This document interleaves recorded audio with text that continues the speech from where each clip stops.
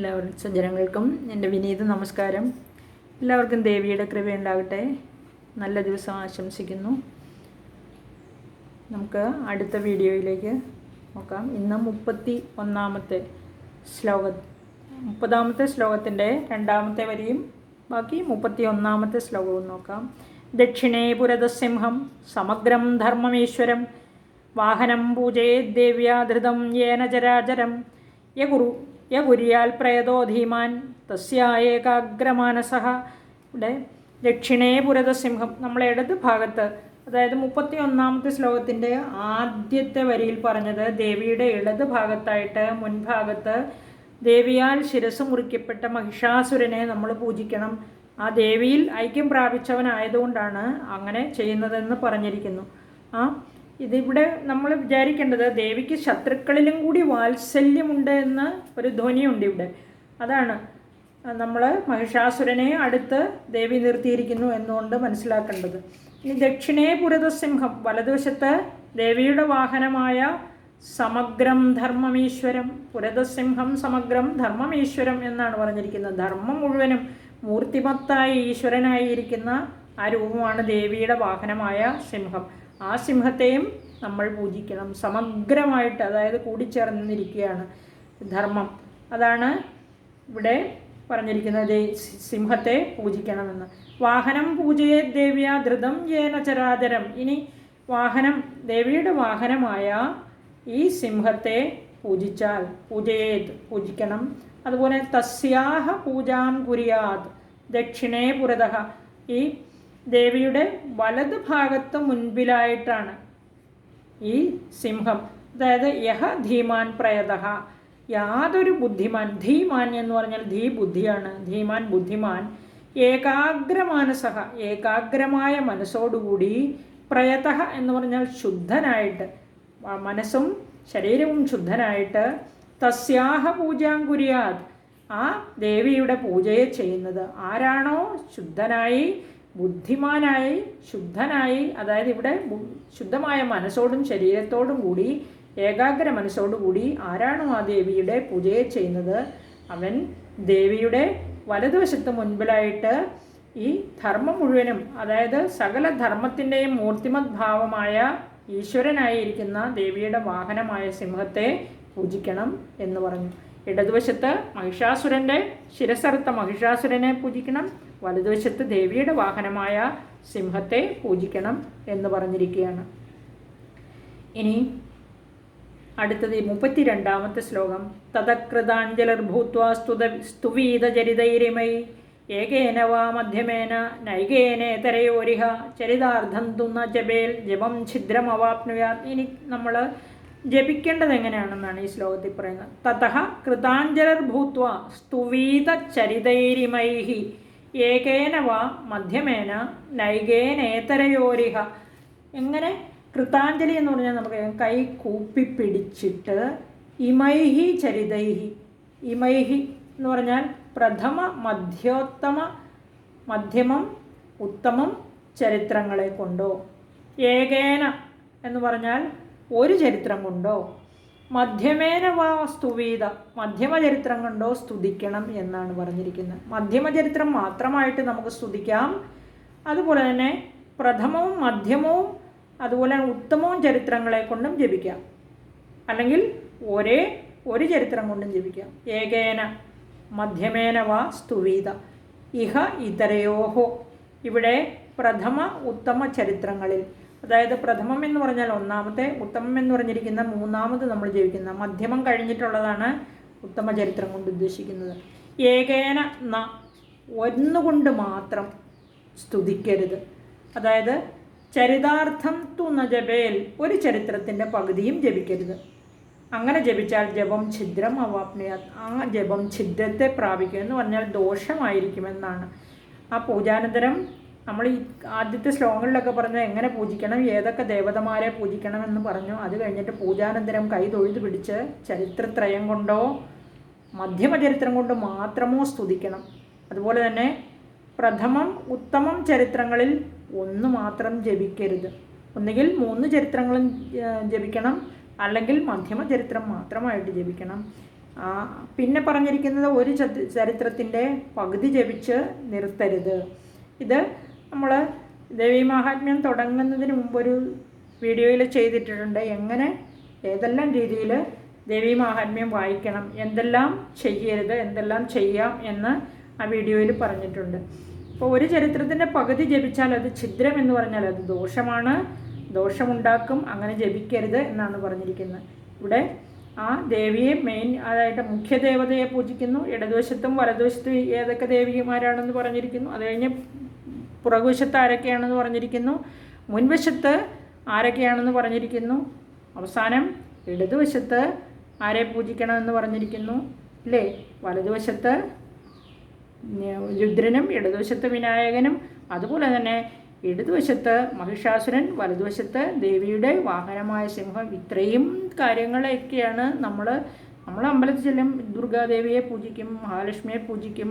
അപ്പോൾ അവിടെ ശ്രീകോവിലിനകത്ത് ഇതെല്ലാം ഉണ്ടെന്ന് വിചാരിക്കുക, പൂജിക്കുക, മനസ്സിൽ വിചാരിക്കുക. ഇനി പൂജിക്കേണ്ട, അതായത് ആദ്യം കവചം, പിന്നീട് അർഗളം, പിന്നീട് കീലകം. ഞാൻ 2 കീലകം കൊടുത്തിട്ടുണ്ട്, ഗുരുകീലകവും ദേവീ കീലകവും. അപ്പോൾ കീലകം ജപിക്കുക, അനന്തരം രാത്രി സൂക്തം, പിന്നെ നവാക്ഷരി ജപം, ഓം ഐം ഹ്രീം ക്ലീം ചാമുണ്ടായേ വിച്ചേ നമഃ. ഇതാണ് നവാക്ഷരി മന്ത്രം. ഇത് 108 പ്രാവശ്യം ജപിക്കണം. അത് കഴിഞ്ഞ് മധ്യത്തിൽ ചരിത്രത്രയം, പിന്നെയും നവാക്ഷരി മന്ത്രം 108 പ്രാവശ്യം ജപിക്കണം. അത് കഴിഞ്ഞ് ദേവീ സൂക്തം ജപിക്കണം. പിന്നീടാണ് നമ്മളിപ്പോൾ ചെയ്തുകൊണ്ടിരിക്കുന്ന രഹസ്യത്രയങ്ങൾ ജപിക്കേണ്ടത്. ഇങ്ങനെ ക്രമമനുസരിച്ച് സ്തുതിക്കണം. ഈ 3 ചരിത്രങ്ങളും സമ്പൂർണ്ണമായി പാഠം ചെയ്യാൻ എല്ലാവർക്കും കഴിഞ്ഞെന്ന് വരത്തില്ല. അതുകൊണ്ട് ഒരു സ്തുതി കൊണ്ട് മാത്രം സ്തുതിക്കാൻ ആഗ്രഹിക്കുന്നവർ, മുഴുവൻ ജപിക്കാൻ സാധിക്കാത്തവർ മധ്യമചരിത്രം കൊണ്ട് മാത്രം സ്തുതിക്കണം അല്ലേ. മധ്യമചരിത്രം എന്നുദ്ദേശിക്കുന്നത് ഏതൊക്കെയാണെന്ന് പറഞ്ഞിട്ടുണ്ട്. മധ്യമചരിത്രം എന്ന് പറഞ്ഞിരിക്കുന്നത് അധ്യായം 2 മഹിഷാസുര സൈന്യവധവും മഹിഷാസുരവധവും അതുപോലെ തന്നെ ശക്രാധികൃത ദേവീസ്തുതിയാണ്. അധ്യായം 2, 3, 4 ഈ മധ്യമചരിതം എന്നുദ്ദേശിക്കുന്നത്. അതിൽ നമുക്കറിയാം ശക്രാധികൃത ദേവീസ്തുതി എന്ന് പറഞ്ഞിരിക്കുന്നത് വളരെ പ്രധാനപ്പെട്ടതാണ്. ദേവിയെ സ്തുതിക്കുന്നതാണ് ദേവന്മാർ, ശക്രാദി ദേവന്മാർ, അതായത് ഇന്ദ്രൻ മുതലായ ദേവന്മാർ ദേവിയെ സ്തുതിക്കുന്നതാണ് ശക്രാധികൃത ദേവീസ്തുതി. അധ്യായം 1 പ്രഥമചരിതം വളരെ നീണ്ട 104 ശ്ലോകങ്ങളുണ്ട് അതിൽ. അത് വളരെ നീണ്ട അധ്യായമാണ്. പിന്നെ ഉത്തമചരിത്രം എന്ന് പറയുന്നത് അധ്യായം 5 മുതലാണ് ദേവീദൂത സംവാദം. അതുപോലെ തന്നെ അതിലാണ് ദേവീ സൂക്തം വരുന്നത്, 7 മുതൽ 36 വരെയുള്ള ശ്ലോകങ്ങൾ. പിന്നെ അധ്യായം 6, 7 അത് താരതമ്യേന ചെറിയ അധ്യായങ്ങളാണ്. 8ാമത്തെ രക്തബീജവധം, 9ാമത്തെ നിശുംഭവധം, 10ാമത്തെ ശുംഭവധം, 11ാമത്തെ നാരായണി സ്തുതി. ഏറ്റവും പ്രധാനപ്പെട്ടതാണത്. ദേവി നാരായണി സ്തുതി എന്നും ജപിക്കുന്നത് എപ്പോഴും നല്ലതാണ്. അതിൽ ക്രമമൊന്നും വിചാരിക്കാതെ തന്നെ നമുക്ക് ജപിക്കാൻ സാധിക്കുന്നതും ജപിക്കാവുന്നതുമാണ്. 12ാമത്തെ ദേവീ ചരിത മഹാത്മ്യവും, 13ാമത്തെ സുരഥ വൈശ്യോഹോ വരപ്രദാനം, അതാണ് 13ാമത്തെ അധ്യായം. ഇത്രയുമാണ് ഉത്തമ ചരിതത്തിൽ പറഞ്ഞിട്ടുള്ളത്. ഇനി നമുക്ക് ബാക്കി നോക്കാം. അപ്പോൾ ഈ ജപിക്കേണ്ട ക്രമങ്ങൾ പറഞ്ഞു. അടുത്ത ശ്ലോകം നോക്കാം. പ്രദക്ഷിണാം നമസ്കാരാൻ കൃത്വാ മൂർധനി കൃതാഞ്ജലി ക്ഷമാപയജ്ജഗദ്ധാത്രീം മുഹുർമുഹരതന്ത്രിദിഹ. ക്ഷമാപയജ്ജഗദ്ധാത്രീം മുഹുർമുഹരതന്ത്രിദിഹ എന്ന് പറഞ്ഞാൽ പ്രദക്ഷിണം ചെയ്യണം, നമസ്കാരം ചെയ്യണം. അതുപോലെ തന്നെ മൂർധനി കൃതാഞ്ജലി, ശിരസ്സിൻ്റെ മുകളിൽ കൈ തൊഴുതു പിടിച്ചിട്ട് അതന്ത്രിത മുഹുർമുഹു, വീണ്ടും വീണ്ടും ഏകാഗ്രചിത്തരായിട്ട് ജഗദ്ധാത്രി, അതായത് ഈ ജഗത്തിനെ, ഈ 14 ലോകങ്ങളെയും ധരിക്കുന്നവളായ ദേവിയോട് ക്ഷമാപണം ചെയ്യണം. നമ്മൾ ശിവനെ സ്തുതിക്കുമ്പോൾ നമ്മൾ പറയും കരചരണഗതം വാ കായജം കർമ്മജം വാ ശ്രവണനയനജം വാ മാനസം വാ അപരാധം വിഹിതം അവിഹിതം വാ സർവക്ഷമസ്വ ശിവ ശിവകരുണാബ്ധേ ശ്രീ മഹാദേവ ശംഭോ ജപിക്കുക. അതുപോലെ തന്നെ ദേവിയോടും പറയണം, ദേവി ക്ഷമസ്വ, ക്ഷമാപരാധം, അത് അപരാധം ക്ഷമിക്കണം. അത് വേറെ വീഡിയോ ഇടുന്നുണ്ട്, അത് അപ്പോഴും കുറച്ചും കൂടെ വിശാലമായിട്ട് നമുക്ക് പറയാതെ. അപ്പോൾ നമ്മളിവിടെ ചെയ്യേണ്ടത് പ്രദക്ഷിണാം നമസ്കാരാൻ കൃത്വാ മൂർധിനി കൃതാഞ്ജലി ക്ഷമാപയ ജഗദ്ധാത്രീം മുഹുർമുഹരതന്ത്രിത. വീണ്ടും വീണ്ടും പ്രദക്ഷിണം ചെയ്യണം, നമസ്കാരം ചെയ്യണം. ശിരസ്സിന് മുകളിൽ കൈതൊഴുത്ത് പിടിച്ചുകൊണ്ട് ഏകാഗ്രചിത്തരായിട്ട് വീണ്ടും വീണ്ടും നമ്മൾ ജഗദ്ധാത്രിയായ ജഗന്മാതാവായ അമ്മയോട് നമ്മൾ തെറ്റ് ചെയ്യാത്തവരാരുമില്ല. ഉണ്ട്. നമ്മൾ ദിവസവും എന്തെങ്കിലുമൊക്കെ ചെയ്യും. നമ്മൾ നമ്മളോട് ചെയ്യും, നമ്മുടെ കൂടെയുള്ളവരോട് ചെയ്യും, മൃഗങ്ങളോട് ചെയ്യും, സർവ്വചരാചരങ്ങളോടും അറിഞ്ഞോ അറിയാതെയും ചെയ്യുന്ന വിഹിതം അവിഹിതം എന്ന് ദേവനോട് പറയുന്നത് പോലെ തന്നെ ക്ഷമസ്വ മമാപരാധം എന്ന് പറഞ്ഞ് ദേവിയോട് ക്ഷമായാചനം ചെയ്യണമെന്നാണ് പറഞ്ഞിരിക്കുന്നത്. ഇനി പതിശ്ലോകം ച ജൂഹയാത് പായസം തിലസർപ്പിഷ ജൂഹയാ സ്തോത്രമന്ത്രൈർവ ചണ്ഡികായൈ ശുഭം ഹവി. ഇത് മഹാരാജാവിനോട് പറയുന്നതാണ്, സുരഥ മഹാരാജാവിനോടാണ്. നമ്മളിതൊന്നും ചെയ്യേണ്ട ആവശ്യമില്ല. ഇത് പൂജകന്മാർക്കുള്ളതാണ്, പൂജാരികൾക്കുള്ളതാണ്. അതായത് ഇവിടെ ചണ്ഡികാദേവിക്കായിട്ട് പ്രതിശ്ലോകം ഓരോ ശ്ലോകം ജപിക്കുമ്പോഴും ആ ഹോമാഗ്നിയിലേക്ക് എള്ളും നെയ്യും ചേർത്ത് പായസത്തെ ഹോമിക്കണം. പായസം തിലം എള്ളാണ്, സർപ്പിഷ അതായത് എള്ളും നെയ്യും ചേർത്ത് പായസം ഹോമിക്കണം. വാ സ്തോത്രമന്ത്രൈഹി അല്ലെങ്കിൽ സ്തോത്രമന്ത്രങ്ങളെ കൊണ്ട് ശുഭം ഹവിഹി ശുദ്ധമായിരിക്കുന്ന ജപിച്ച നെയ്യ് ഹവിസിനെ ഹോമിക്കണം എന്ന്, ജൂഹയാത് എന്ന് പറഞ്ഞാൽ ഹോമിക്കണം എന്ന് പറഞ്ഞിരിക്കുകയാണ്.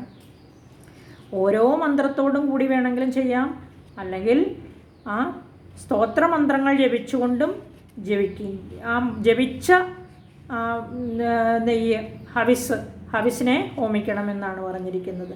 ഇനി ഇവിടെ പറഞ്ഞിരിക്കുന്നത് നമുക്കുള്ളതല്ല, അതുകൊണ്ട് അതിൻ്റെ അർത്ഥം മനസ്സിലാക്കിയാൽ മതി. ഇനി നമോ നമ പദൈർദേവീം പൂജയേത് സുസമാഹിത പ്രേതപ്രാഞ്ജലി പ്രഹ്വ പ്രണമ്യാരോപ്യജാത്മനി സുചിരം ഭാവേയതീശാം ചണ്ഡികാം തന്മയോ ഭവേത്.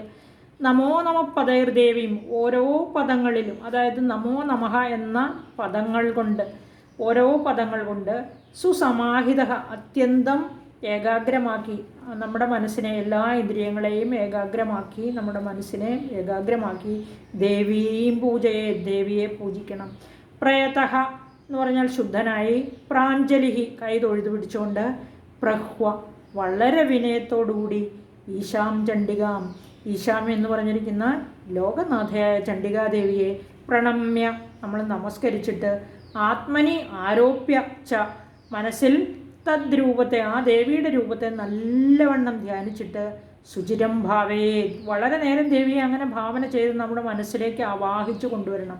തന്മയ ഭവേ എന്നിട്ട് ആ ദേവീരൂപം നമ്മളിൽ ആ ദേവിയോട് തന്മയീഭാവം പ്രാപിക്കും എന്നാണ് പറഞ്ഞിരിക്കുന്നത്. അങ്ങനെ ചെയ്താൽ വളരെ നേരം നമ്മൾ ദേവിയുടെ രൂപത്തെ ഭാവന ചെയ്താൽ നമ്മൾ അങ്ങനെ തന്നെ, അതെങ്ങനെയാണ് ഓരോ പദങ്ങളെയും നമോ നമഃ എന്നുള്ള ആ പദങ്ങളെ കൊണ്ട്, ദേവീ സൂക്തങ്ങളെ കൊണ്ട് ഏകാഗ്ര മനസ്സോടുകൂടി ദേവിയെ പൂജിക്കണം.